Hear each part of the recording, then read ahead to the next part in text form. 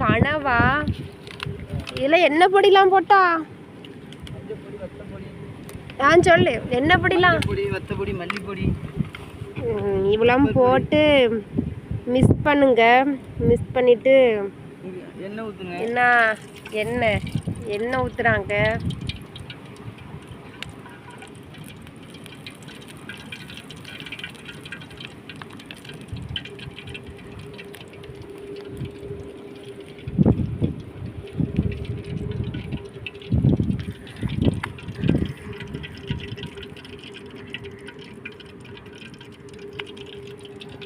பாருங்க எண்ணெய்.